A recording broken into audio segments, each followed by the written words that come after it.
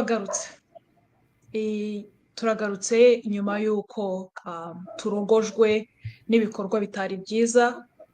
Ndagira ngo nisegure ku babonye tubonye ni amashusho y'urukozasoni. Twari dutewe n'umuntu utifuza ko dukomeza kuvuga ibyo twavugaga. Ku bari bahari rero, reka mbabwire yuko uwabyohereje twamubonye, twamumenye, niyo mpamvu duhinduye tukava aho twari turi muri Zoom tugiye ku yindi platform. Ariko kandi twanabahaye link ya YouTube mukomeza gukurikiraho, ariko tunabizeza yuko uburyo ki dutewe butari bwongere. Gusa mbere yuko nsubiza ijambo Mark, ndagira ngo mbibutse gatoya aho urubyiruko rwacu rwari rugeze. Mark yababajije ikibazo kivuga ngo ese mwumva gute insanganyamatsiko ivuga kuba ikiraro gihuza generation cyangwa se ababyeyi bariho uyu munsi barokotse jenoside cyangwa babaye muri jenoside cyangwa bagize uruhare mu guhagarika jenoside, ndetse no kuri generation ziza cyangwa se urubyiruko rwacu. Ngiye kubisubiramo mu buryo ki babivuze rwose, ntabwo nkoresha amagambo yanjye, ndakoresha amagambo yabo. Nicole yabanje aravuga ati nkuko stage ya nyuma, as it states in the last stage of the genocide, that means 10 stages of the genocide. The last stage is denial. So we must fight against the denial. Kelia, she also mentioned how to sustain the preservation. She was very clear on the point that to remember is the way to sustain and keep up with the remembrance, and also that's what their parents are doing. To ensure that when the current generation survivors, when they're old and gone, our parents lived through the past. That's why we are able to preserve it. She was mentioning, or she was emphasizing on the fact that the parents who lived through the genocide, who lived through the liberation of the country, were able to preserve the memories of the genocide. It's living through that period that we're able to preserve it. Derek was also emphasizing that remembering is part of learning lessons from our past to preserve the future. Israel was also piggybacking on that, stating that preserving memory and passing down those memory or that preservation to the young generation is the best way to keep up with remembrance and to ensure that the country doesn't go back into the history. Alice also brought up the very clear point about bridge to future generation, where she said that we lived our past through our parents, because when we were growing up, April always changed the tune, the mood, the tone in the country, which pushed us to learn and dig deeper into our country's history to better preserve the memory of the loved ones that the Rwandans have lost, but also to play a role into fighting against the denial. And it was at that point, exactly at that point, where we were being attacked by somebody who doesn't want us to speak. But that as well, it's not going to stop us to speak. Mark, the floor is yours.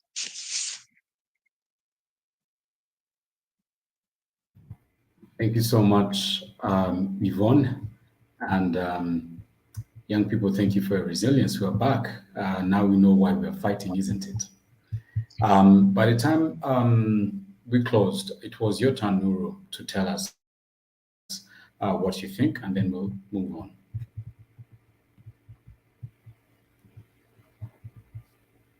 Israel? I just missed the last part. It's my turn to tell us. Oh, it was your turn to answer the question that said, our theme for our discussion today is bridging the past and future, the role of the youth in memory preservation and genocide prevention. What does this theme mean to you? Good. So I try to add on what others has said, and I said this has a big meaning to young people, especially those ones who were born after the genocide of the Tutsi. And this is like uh, the history and what happened in the time that we were not there. So if we preserve them, it's an order of transfer or let the future generation know what happened so that they can also take a stand against the genocide. And I think when I was answering that, you even added a question of how we can preserve the history. I mean, what we can preserve the memory, and while we were not there. And I think to also answer that question, I can say there is different ways. I know Alice tried to uh, even she brought up some ways, and I can also add on. And what I can say is also we have to do or to start or initiate some commemoration event. We were not there, but when in the fact that there is some preserved memories, we can take them. There is memories we can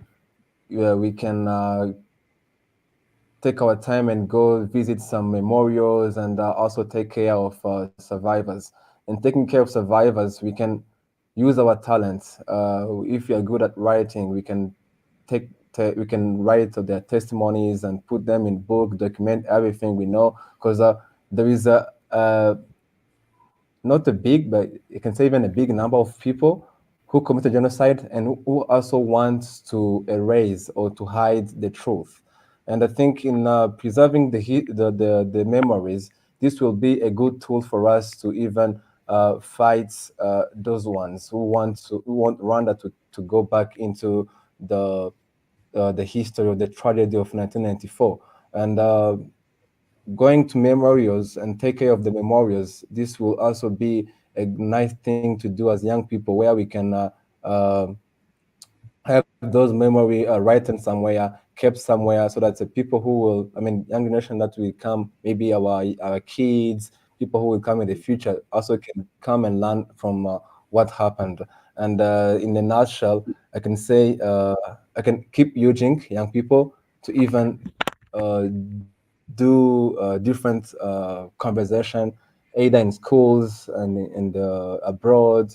And also, as you can see, PLP, we did many of them, and with our small notion on what happened, we were able to invite elders to come to a commemoration event and also talk to us. And I think from coming to and talking to us, it's also a good way of preserving memories, because if you are transferring the knowledge of what you know about the genocide to young people, it's a better way of maybe when they say in Kinyarwanda utaganiriye na se na so na amenye cyose sinzavuze. So which means if you don't talk to elders, even the young people, I mean, the future generation who will come after us, we don't know what happened in the past. So doing those commemoration events, hosting them, initiate them as young people will give young people, even the generation to come, to also learn from what happened and then to make them again a reality. Yeah.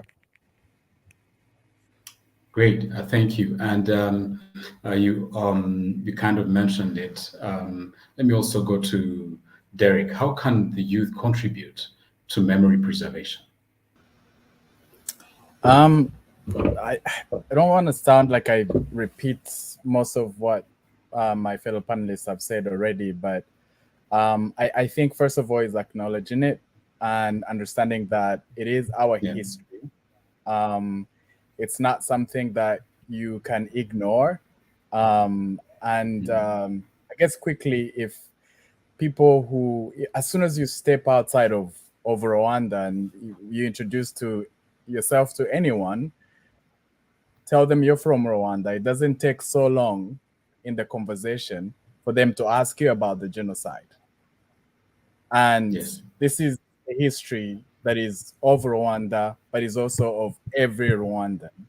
And that is so much so for we, the young people, to understand that it is not only our responsibility, but also a mandate to preserve the memories, the testimonies of our family members, the history that our country went through, for the future of not only Rwanda, like I said earlier, but also for the world. I share with colleagues that I work with, meet in different walks of life as we go about, say, studies as we are right now, mostly to say this is a history that Rwanda has made a commitment to never see happen ever again in Rwanda and anywhere else in the world. So it is upon us, the young people, to preserve that memory, understand it, and then once we are in any platform or anywhere, be able to share it to anyone to understand that this is something that is not to be repeated ever.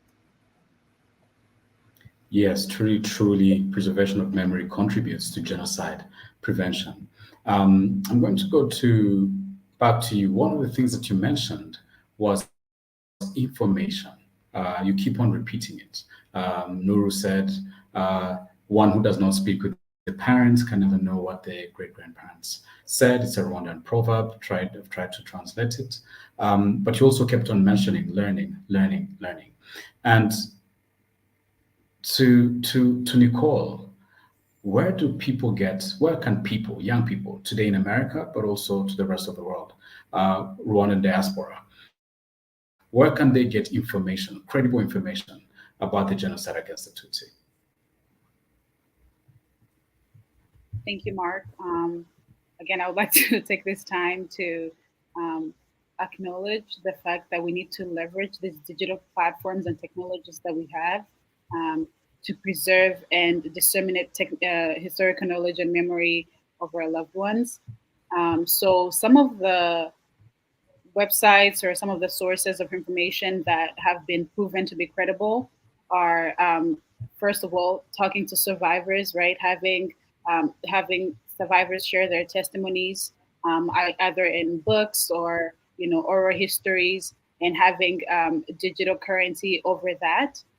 You can visit memorial sites. There is a plethora of memorial sites in Rwanda, and in terms of digital platforms or resources, there is the Genocide Archive of Rwanda, where, again, there is survivor stories there.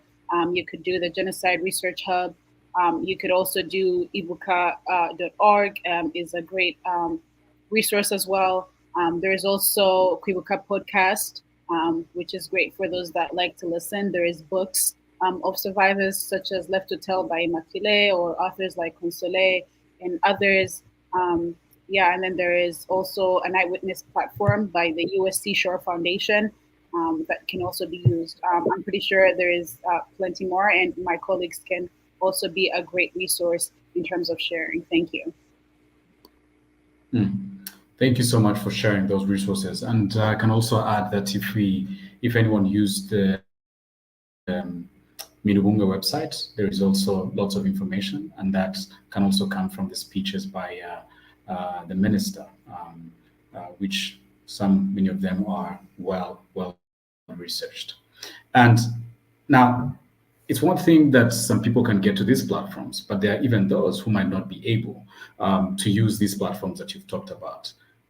Kelia, what are some of the tools that these young people can use to verify authenticity and credibility of the information that they get from the web? Yeah, thanks, Mark. When researching, there is always that importance of using credible sources.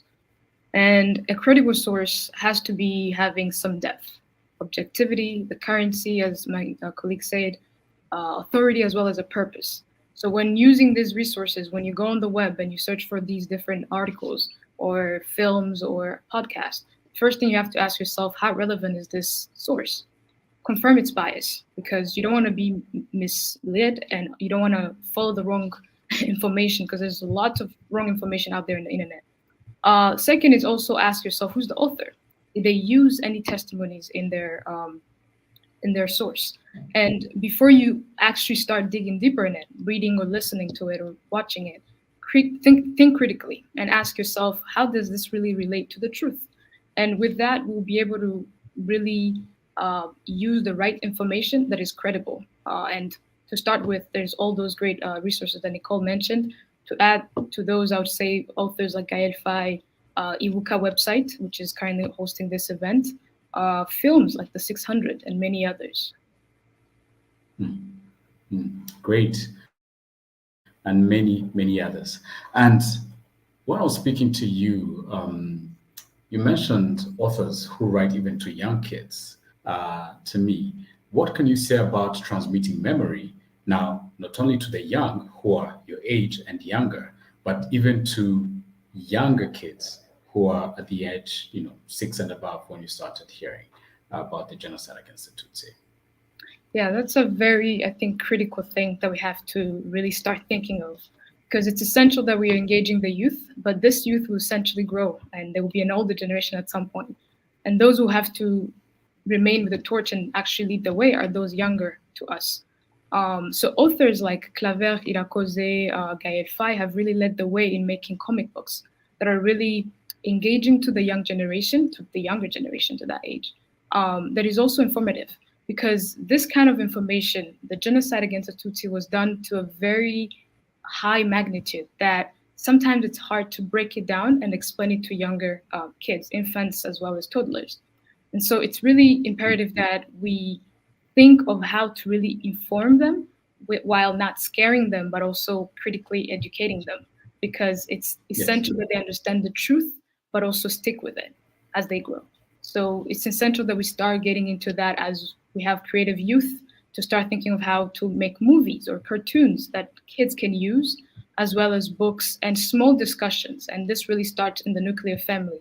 So our families needs to really do a great and better job at informing, but also including the younger generation. It's not just the youth, it's not just the older generation, but there's no younger age for a kid to start learning about the genocide against the Tutsi. Mm-hmm. And to Alice, you are a writer, isn't it?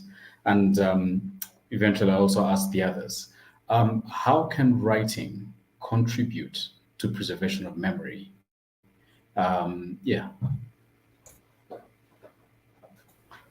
Thank you so much.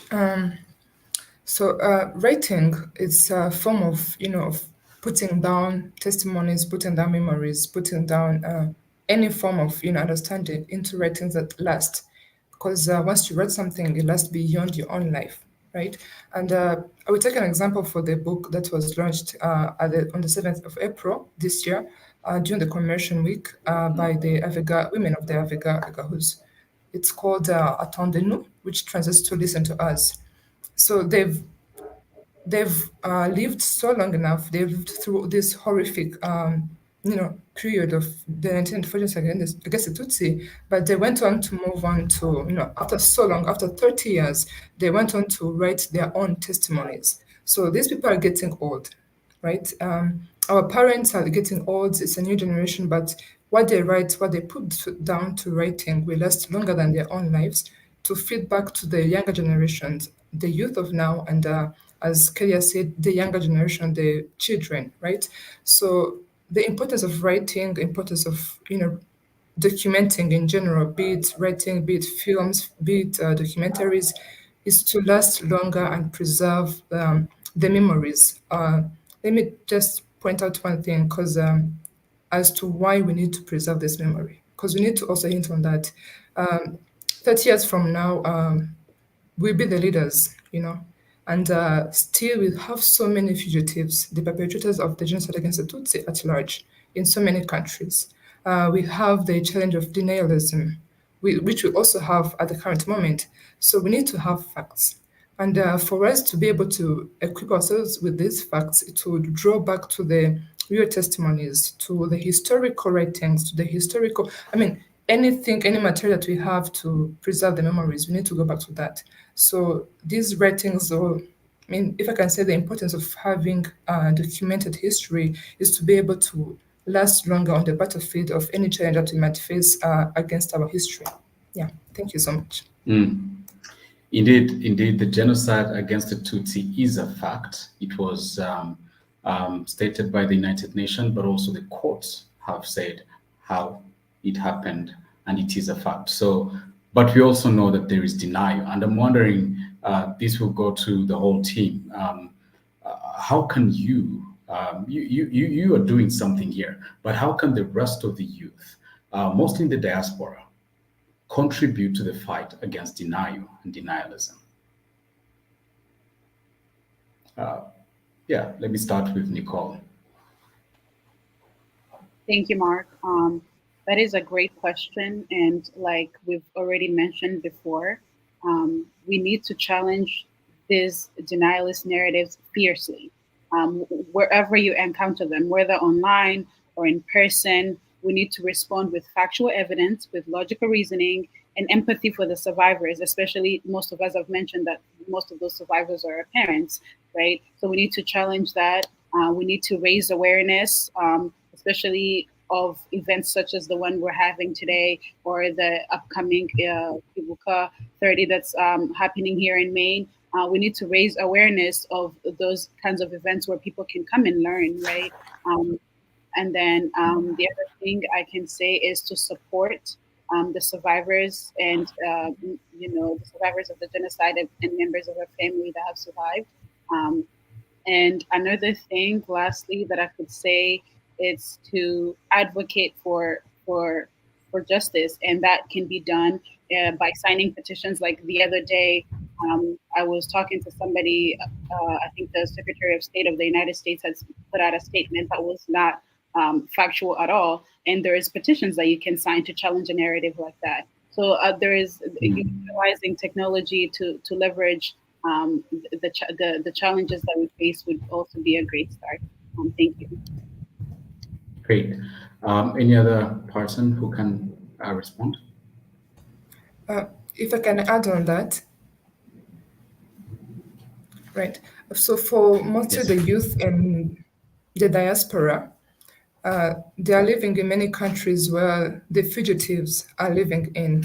That means they get to firsthand meet these denialists.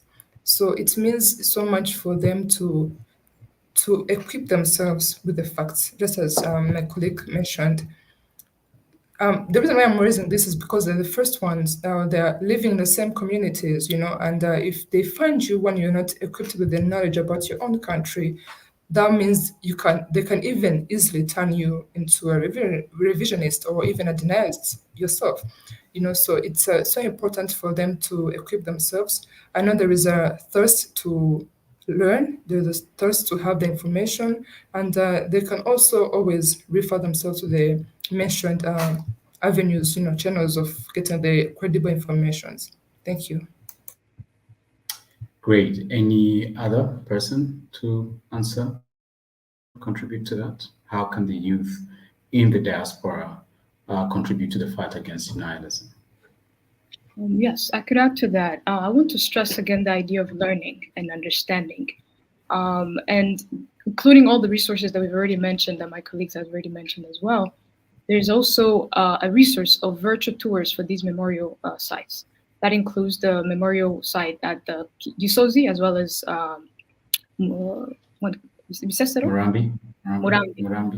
So these two have virtual tours. So people in the diaspora can use that advantage to themselves and visit and really understand, because you can read it in books, you can see it in films, you can hear stories or testimonies. And once you listen to all that, it might not be convincing to you until you really see it at first hand. And a virtual tour, in case you can make it to Rwanda, can be very helpful. And once you really understood, it's easy to fight the deniers because you present them with facts. And with all these wounds that are the survivors walk with, you'll be able to really empathize and sympathize with them to move forward and in the battle fighting the deniers. Because unfortunately, denial is not a war that ends in one day, in 30 years. It's a lifetime war. And we have to really come fiercely, as Nicole said. So let's use the resources available and learn to understand. Yeah, yes. Just to quickly, go on, Nicole. Yeah, sorry. Just to quickly, recount what I was saying. Also, I would say like denial can look it can look different, right? Sometimes we think denial is saying, oh, the genocide against the Tutsi didn't happen. But denial can also manifest in forms of distorting the numbers of the people that died in the genocide against the Tutsi. It can look like distorting the time frame, right? Genocide was planned. It was not just something that happened in 1994, but it was a planned thing over the years, and that has been documented. It's a historical fact. So just educating ourselves on what denial can also look like will equip us in a better way to fight against it. Thank you. And most young people are shy. They can engage with content on social media, but when it comes to fighting denial, they shy away. What should young people do to boost their confidence? And I think, just like you said, but let me not contribute to the conversation. What can young people do right now, where they are? We have keyboard warriors who are denying. What about us? What can young people do right now? And where? Yeah, go on. Who is ready? I was Yes, gonna Derek. say, Mark, yeah. Yes. Simply we just can't afford to be silent. That to put it as simple as that, because like you said, the keyboard warriors and these people have such passion of denying the facts of the genocide against the Tutsi, and it's not enough for us to know that we know the facts or learn or understand our family's testimonies. We ought to share these stories. We ought to share the facts. It's very common for especially here in the US, and this is true in most other countries outside of Rwanda, people to like Nicole was mentioning, to play around with the numbers, to basically minimize what the magnitude of what the genocide was. And that is a simple thing for someone to say, oh, it's not that big of a deal, And once you make a comment about the genocide, they just play it down because it's not communicated to the magnitude that it is. And it is true for people that are abroad to have had, misleading information, say they have watched movies from Hollywood or these other things. And I encounter this multiple times when you talk to someone, they're just recounting a Hollywood movie to you. And this is because, honestly, we can put it on ourselves. We ought to be able to put out a factual information. And as simple as our own family testimonies and all these great resources that we have available to us, we have incredible platforms nowadays on which you don't have to be an expert to write a book. You can easily create a TikTok. You can create a YouTube. You can do anything, honestly, to share facts, because, like I said, there are other people who are very much invested in playing this down. So we just can't afford to let it be as it is. Yeah, Yeah, and thank you, I'm Derek. wondering, yeah, go on, Nicole. Yes. Yeah, I was just gonna add on that. We honestly, given what even just happened, we honestly don't have the leniency to just sit this one out. Like it is imperative that we understand how important it is for us to challenge these narratives. But also, like you were asking, like what can the youth do today? It's okay to start small. I mean, I wouldn't want to engage in a debate online if I'm still also in the learning process, right? But maybe I can share a link, right, to the factual information. I can share some of the resources that we have already provided, in the previous discussion. So it's okay to start small by sharing the true accounts of what happened, but also reach out, seek help. Maybe you're not able to have that debate and conversation with somebody, but somebody else is, right? And you can reach out and ask for help in that way as well. Yeah, I think that's what I wanted to add on. Thank you. Yeah, and how many of your peers join the events when maybe it's because they're organized by older people. Is it possible for you guys to start up your own events and inviting as many people as you can? And also, I'm telling everybody who's watching us online, you can comment and ask us any questions. The panelists are ready to respond to these questions. Back to you. How many of you are organizing, or I don't want to give away the answer because I already have it, but how are you organizing events to make sure that you bring in everyone, mostly the Rwandan youth in the diaspora? Many of those who've never been to Rwanda. What can we do to engage them? And also, when you answer that, I'll ask you, when did you start getting involved? At what age? So that we know. Myself, I started as a teenager. So, as a teen, I was already organizing other young people. I was already organizing young people within my school, but I went on to organize young people nationwide and also going internationally. And I've also worked remotely to support, for example, the Utah event, the KWIBUKA event that happened in Utah. I was working with KWIBUKA. I live in Kigali. I'm in Kigali. I'm talking to you online. You guys are in different places in America, and some of them in Rwanda, home, and helping out events which are happening miles and miles away. When did you start, and what can we do to make sure that we involve all the youth in the diaspora? Hello, Mark. Can you hear me? Loud and clear. Good. I was trying Yes, to I can hear contribute you. before. I was trying to contribute before you can even go to that, but my mic has some issues. And let me maybe contribute to what's have been said and to that question. So, to what was asked about what the youth can do to prevent denialism, I think we can also look this in terms of saying that people who deny about our history, they don't want Rwanda to progress because they are seeing Rwanda progressing because of we are united. And if youth, young people, we take the ownership and responsibility to support our government and support different initiative by donation or even contributing to with our skills, that can be also something good to fight denialism. For example, we heard that there is an event in Maine, and I think we need our contribution there, and we need to also repost that so that people can get to know how they can even participate. And to people who are good at writing, let's use those skills to write in different language so that the what happens we can reach to a big number of people and know the fact. So to also let engage young people who are in diaspora, we can use technology, hybrid. I'm not good at with technology, but we have some people who are good with technology skills who can also play their parts. And I remember when we were organizing a Transgenerational event, that was back in 2022. Some people said we can help you with making this a hybrid event. And this was good to see people bringing their skills on the table. And also another good example is the work Remember.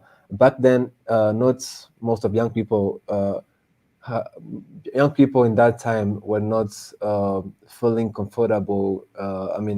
Joining the event, but we tried to make it. I don't know if I can say youthful, but we tried to use work in order to attract them to come all across the country so that they can come and learn from the history. And if we try to use art is something that is loved by young people.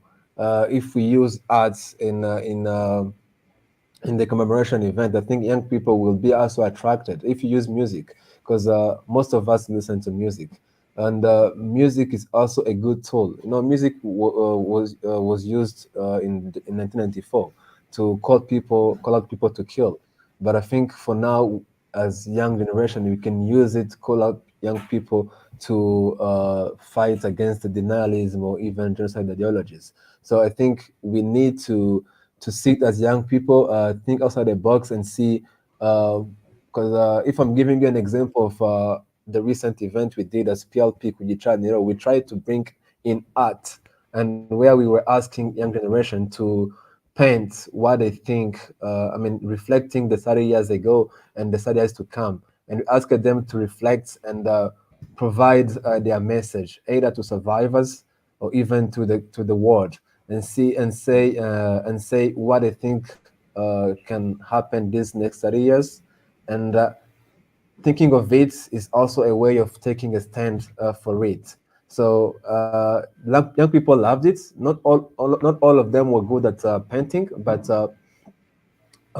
they were they were interested to do so. And after, people were sharing stories and say, this is Inuma, which stands for peace, and I want young people to proclaim peace, and I want young people to be at the front line as peace ambassadors. I think we need to put our skills, see what is going on. If it is art trending, let's bring arts into the commemoration event so that young people can also express themselves using their talents, and our talents can give us a good platform or can boost what we think for the future generation to come. Yeah, thank you. Great. Any other contributor? All right, we have a question online that says most children were born after the genocide. You're about to answer that, Nicole? No, I think I was gonna answer the previous question. Yes, please contribute, and then we'll move on about how the youth can be more engaged. Sometimes we honestly don't get the credit that we deserve. It's also up to the older people that are coordinating these events to actively reach out and seek our input and coordination of these events as well. Like what we're doing here is an example of that, right? Like we're providing a valuable platform for mutual learning and collaboration between us. So in terms of like what we're doing currently, I would say in Maine, as Rwandan Youth, we're taking a proactive step to establish a youth group that is aiming at fostering camaraderie between us and mutual assistance among our peers. So if people are interested in joining that group, they can certainly reach out to me or anybody in the Rwanda Community Association of Maine. So the goal is that we can eventually get to a place where the youth will be actively participating in events such as KWIBUKA, or even being the ones that are planning it. But yeah, that's my contribution. Thank you. Sorry, you can go ahead with your next question. No, that's very important. And I'll follow up on that. Do they not give you credit because you're doing something, or just because they're not reaching out? Like you said, all the church should give you more credit, but in which way are they doing? Maybe elaborate on that. No, I was saying sometimes, like, I think it's almost presumed that youth do not want to participate in these kinds of events, and sometimes they're honestly not aware, right? They're not aware that platforms such as this are happening. So it's a matter of just sharing that information and definitely involving people. Like, for example, I think I'm talking to the people that are planning these events for us, like to reach out to the youth and ask for them to actively coordinate as well. Because I think a lot of people are willing. I think they're just waiting for, again, bringing them together, which is why we're taking the proactive step of even creating the group, right? Yeah. So one of the things that you've mentioned is that we should improve our communication so that everyone knows. But also, maybe something that I'll challenge would be, let us not wait for those people that you're talking to create events for us. Instead, we should create the events for ourselves so that we get involved. What do you think?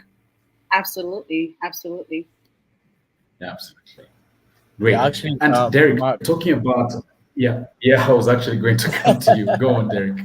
Yeah, no, I was gonna say there's a fact that is difficult to deny also here, that when you look at the numbers, right? So the census says that Rwanda is now more than, I guess, 3/4 young people that are under 35, right? So that's the present. The past is, when you look at the people that stopped the genocide, most of these were young people that were under 35, right? And also, on the other hand, you see that people that participated in the genocide perpetrators were also young people. And I think this in itself should be a wake-up call for us. You know, for if you're a young person and you haven't really started thinking about these things, or even pushing yourself to push your colleagues and peers to be active in this space, it's high time you do so. It's difficult for us to sit down and wait on our parents' generation to come and push us once more. I think, honestly, to their credit, they've done enough. They're still doing a lot. It's only on us to create these events. And I've been looking like this, particularly this commemoration period, youth that are in the universities around, particularly in the US here, they're organizing events in their schools, inviting parents of people that are local in the community there, some of them who have been living here for many, many years, and being able to participate in that way, to bring voices to the table, and as young people, for us to learn together. There's no really there's no point of saying I'm gonna sit and learn, and once I'm done, then I will probably be able to participate. I don't think there's anybody who's gonna wait to get a PhD to be able to share about the testimony of what happened in Rwanda, right? So it's now, and we have to do it like immediately. Mark, Great. can I? Yes, Alice. Yes, go on. Yes, can I quickly share something that I really think is important as the role of youth to participate in this fight is to heal. Let me just explain it in this sense, because we have transgenerational trauma from our parents to the young generation. Our parents, some were able to heal, some are still in the process, some have even closed up their hearts, right? But we have this transgenerational trauma that we inherited in different forms. So the only possible way, or one of the key way to actively take on the lead and participate in the preservation, in the fight and everything, is to first allow yourself to heal. I think this is a call to my peers, my colleagues. Allow yourself to heal, whatever form of trauma you might have received, for you to be able to move forward. Thank you so much. Yes, and I have a question. Kelly, you've been quiet for a while, and I'm thinking we've been talking about this history, but my question is, how do you build a future that has both children of survivors and children of perpetrators? And how do you build a gap in history? Yeah. That's a good question. And I think Rwanda has already built a good foundation to that. For us to actually build a future that includes unity, reconciliation, and cohabitation, as our country has visionally led to us to such a good initiative, we really need to go back again to the reading, listening, and actually learning the history. Because once you've learned the history and understood it, it's all clear. It's a matter of now choosing to follow the truth. And once you follow the truth, it's when the descendants of perpetrators will understand that the genocide was against the Tutsi. Let's make it clear. It's not just a Rwandan genocide. It was perpetrated against a specific group. And once we acknowledge that, it's a matter of now finding the common ground. Common ground is found through defining our goals for our future. We have a country that has really led us to understand what is a vision, what is really creating specific goals that we want for our future country. And once we've created common goals, it's a matter of just understanding what is it that we want to take from our past and what is it that we want to correct. To me, the past is dark, but it's a matter of taking the lessons of what made it dark. What are the root causes of the genocide against the Tutsi? What are the factors? Well, it is to the ideology, the division. And once we've chose that unity, we're no longer Hutu, we're no longer Tutsi, we're no longer Twa, we are Rwandans. From there, we move forward together. And the sense of unity will build the future, regardless of whether you're coming from a victim or a perpetrator. One of the questions that we got online is most children who are born after the genocide against the Tutsi are still struggling with their parents who are not able to share their testimonies. How can they go about that? Now that you still have the mic, Kalia. Could you repeat the question for me, please? Sorry, I missed it. So most children who are born after the genocide against the Tutsi are still struggling with their parents who are not able to share their testimonies. It's a question by Eric. You can also see it down on the screen. By Patrick, sorry. How do you guys think young people can go about this? Right. As Alice was just mentioning, healing is quite a long process. And some of our older generation parents, guardians are all still healing. It's important and very imperative that we understand that throughout their healing process, we need to be vigilant. For one, to really answer your question, you have to ask yourself, how are you asking that question? How are you really approaching them? Are we offensive? Are we targeted? Are we actually sitting back and try to ask questions that are, quite very direct and pinching their wounds? Or how are we really asking our questions? And I think it's imperative that we, as the youth, as younger generation, throughout our research, as we, organize the credible research that we already mentioned, it's really important that we go back to how can I phrase this question to trigger the great answer that I want from my parent. And sometimes we might not get the answer, and we have to understand that and acknowledge it. And the moment as they get, as they free up, as they heal, they'll be able to answer those questions.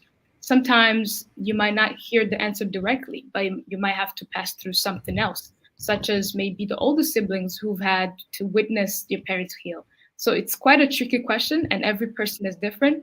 But I think learning and try to be aware of what healing is, what really happened, it allows us to form the correct questions as we be vigilant to ask those questions. Also, another question from our audience is, as an academician, I think this will go to Derek. What are your thoughts about teaching genocide history in private and public schools in Rwanda and internationally? I think it's imperative. There are no negotiations about that. It's ought to be taught.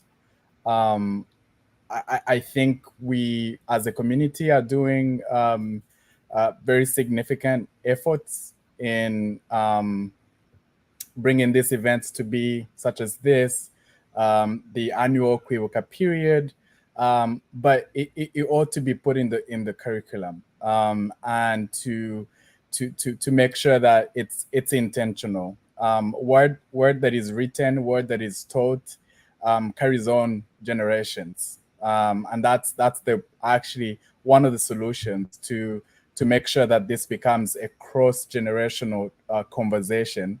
In the point that once the parents that are here today that are able to graciously share their testimonies, once they're not around, we should be able to have reference. We should be able to have very specific resources that young people get to learn in school. I'll give you an example. We used to do these trainings in high schools, and we would get students that are in senior 4, and these are teenagers. And, we would partner up with organizations like Aegis Trust, who will have incredible resources to share.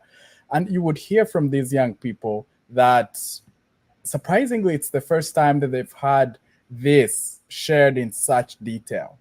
Most of it is through testimonies that are from our parents, which are great.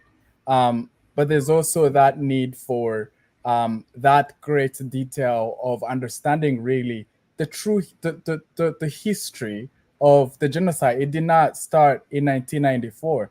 There are events that happened way before.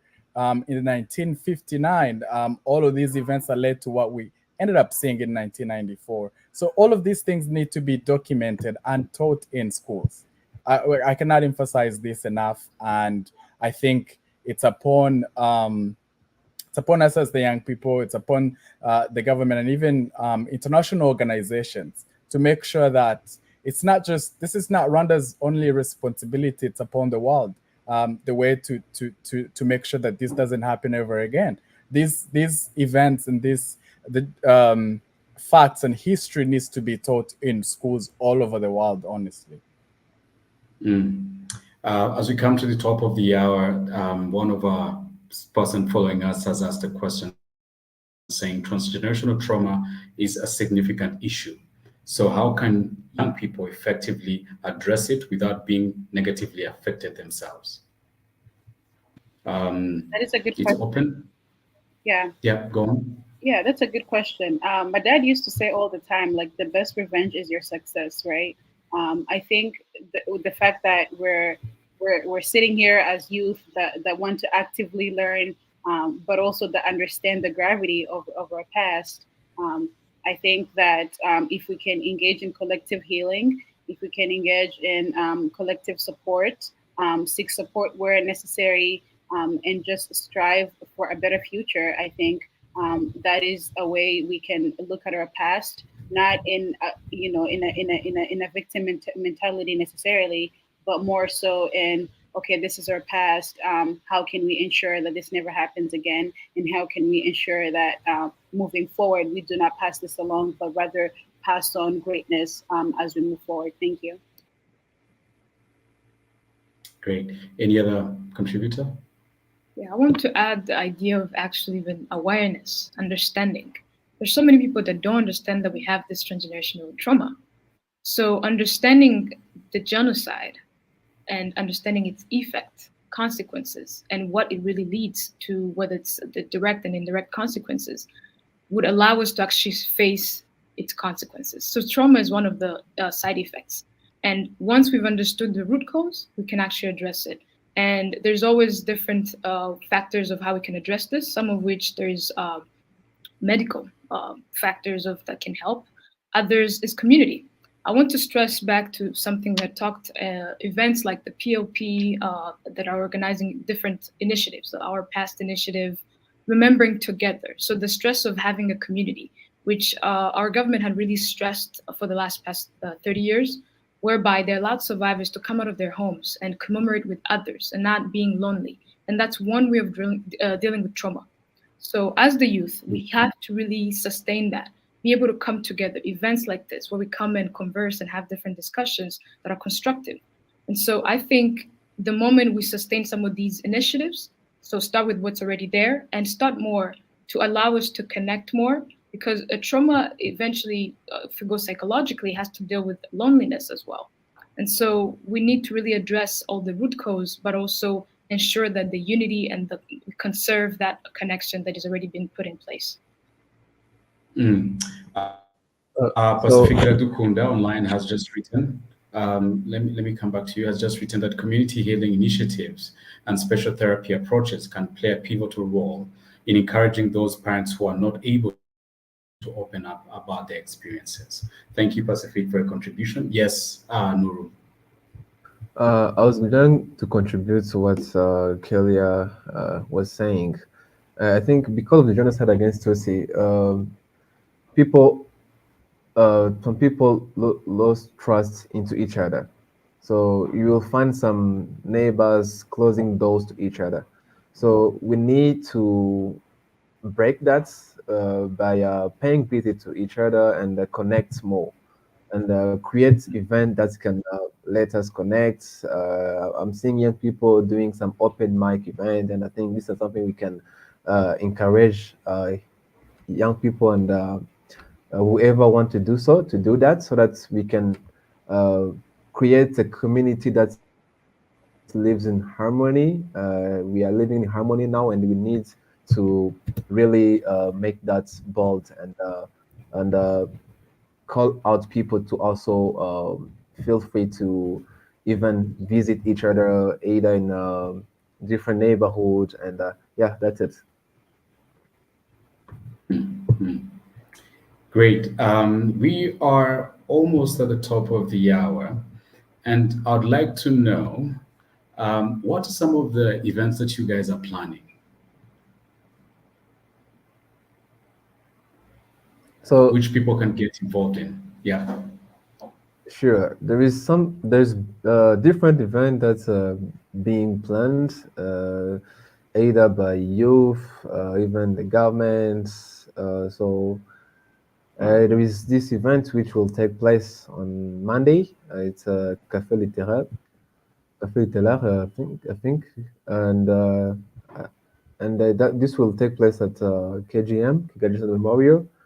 There is also an event that is being organized by IRG, which is about commemorating the family that have been completely whipped out, and this will take place on 1st June. And there is also more of Yeah. a book launch. There is a book launch by CC, and there is different event taking place online, space. So I think young people can keep up following on social media, and feel free to join. There is the event in Maine. I think there is more events, and in case you missed some event, there is also some link of the events that took place a few weeks ago. There is KWIBUKA, Kumayaga. There is the Kugicaniro, which is on YouTube. Even more events, so that we can keep engaged with those events and support the events that are being organized here. Yeah, you talked about the event in Maine, and I'd like Nicole to shed more light on the event in Maine. How can people join the event? Yes, go on. Yeah, thank you. Yes, I was going to talk about that. So, and I think actually Yvonne also mentioned it. There it is. That's a good flyer. Oh, I thought that somebody brought the flyer. Sorry. Yep. So the event is taking place May 24th to 26th.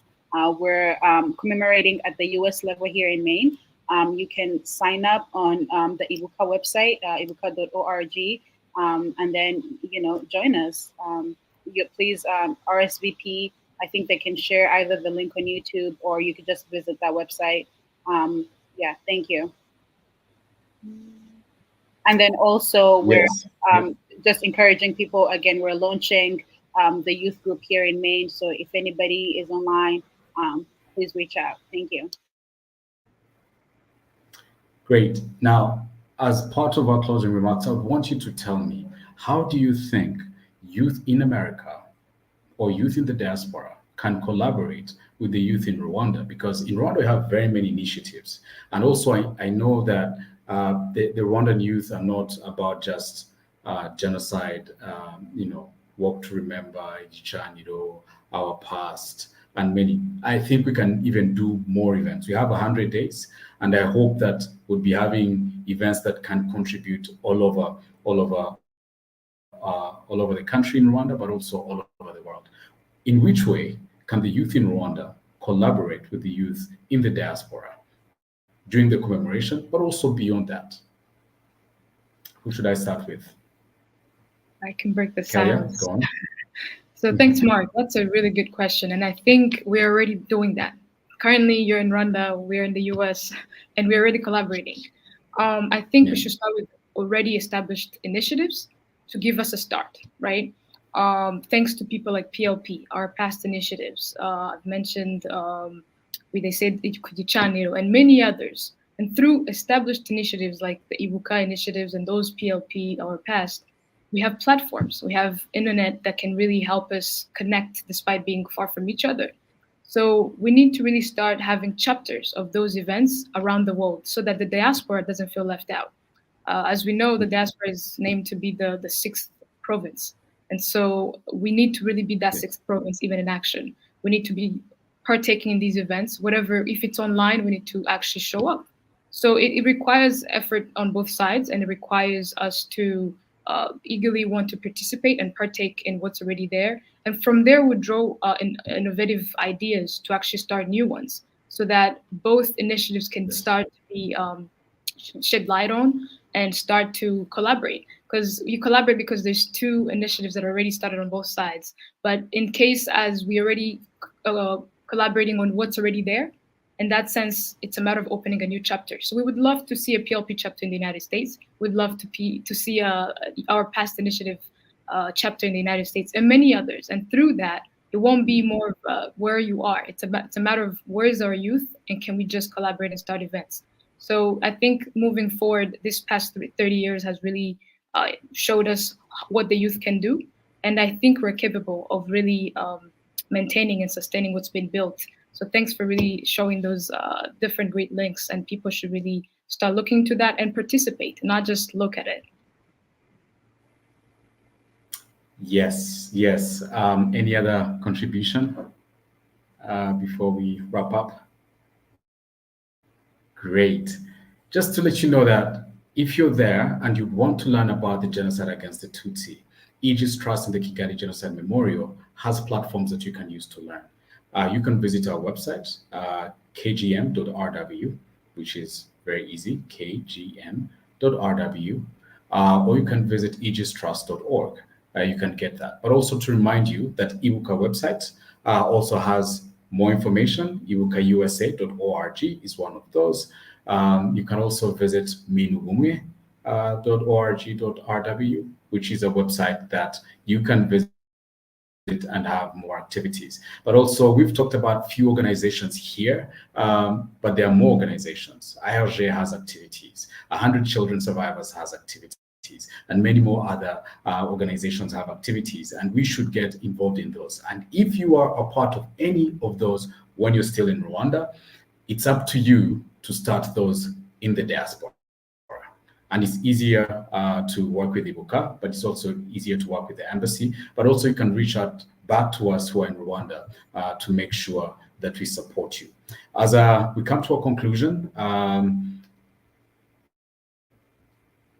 someone said, Gama said that he has a question about the days of commemoration. The days of commemoration are 365. It's not just the commemoration period. I think that's a communal nationwide, but for people who are killed, for people who lost their beloved, it's the 100 days. But for the rest of us, we don't stop remembering just because it's just that 1 week. People keep on commemorating during that period. So Eddie Ishime said, how do you distinguish between everyday stress, anger, and trauma from genocide in their parents? How do you deal with sympathize with them? How do you deal or sympathize with them?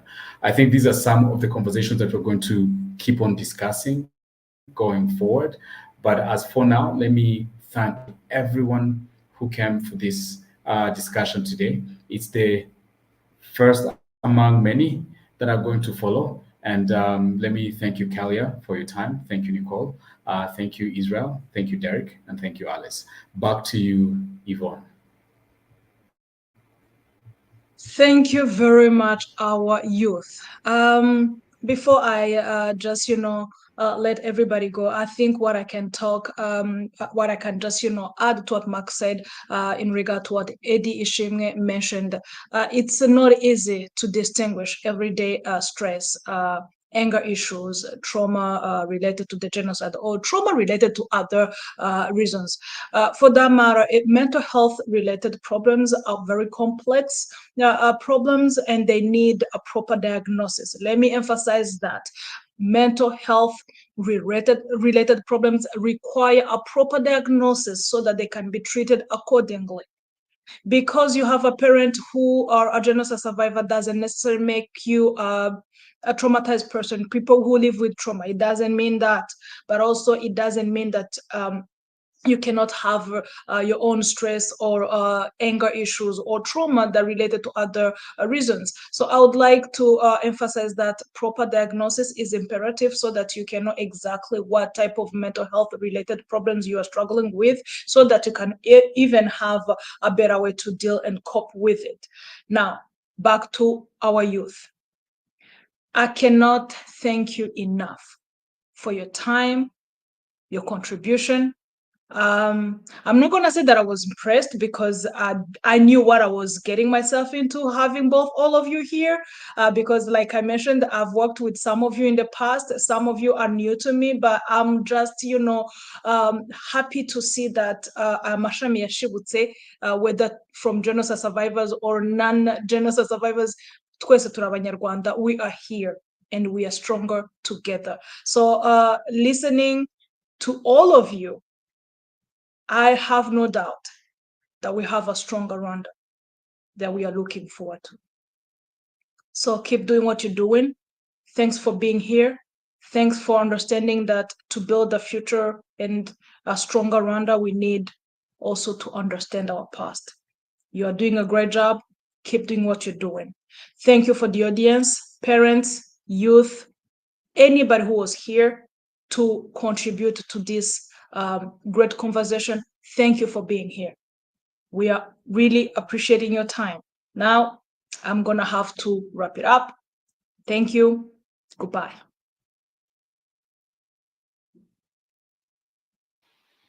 Thank you.